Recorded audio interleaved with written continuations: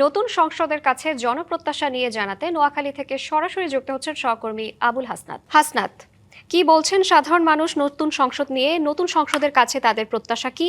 সবকিছু মিলিয়ে জানাবেন। জি শ্রাবন্তী, আপনাকে ধন্যবাদ। আমি এই মুহূর্তে যে জায়গাটিতে রয়েছি সেটি হচ্ছে নোয়াখালী জেলা শহর এক মাইজদি। আমি মাইজদিতে রয়েছি। তো আমরা এই যে জাতীয় সংসদ যেটি গঠন হয়েছে সেটি নিয়ে সাধারণ মানুষের প্রত্যাশা সম্পর্কে জানার চেষ্টা করব। আমি এখন সরাসরি যেতে চাচ্ছি। আমার বাঁ পাশে অবস্থিত একজন সাধারণ মানুষ রয়েছেন। আপনার কাছে একটু জানতে চাই যে আমাদের এই নতুন সংসদের কাছে আপনারা সাধারণ মানুষ হিসেবে আপনাদের প্রত্যাশাটা কেমন? জি, আমাদের প্রত্যাশা তো আসলে অনেক। এখন আমরা আমরা যাকে নির্বাচিত করছি আসলে উনি আমাদের প্রতিনিধি হয়ে বা আমাদের একজন সংসদ সদস্য হয়ে সংসদে কথা বলবে, এটাই আমরা আশা করি। আর আমরা আসলে সাধারণ জনগণ, আমরা খেটে খাওয়া মানুষ।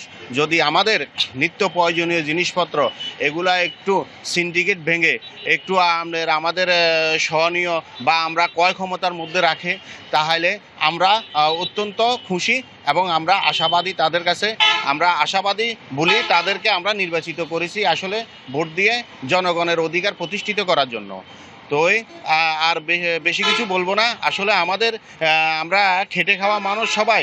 আমাদের হয়তো একজনের আয় দেখা গেছে 5,000 টাকা বা 8,000 টাকা করে, কিন্তু আমরা ক্রয় ক্ষমতার দিকে গেলে আমরা মাসে কাবার দিতে পারতেছি না। তখন আমাদের একটা সমস্যা হইতেছে। এই সমস্যার জন্য যদি নিত্য প্রয়োজনীয় জিনিসগুলা আমাদের নাগালের ভিতরে থাকে, তাহলে আমরা তাদের কাছে এতটুকুই আশা করি। আর বিশেষ কিছু বলবো না।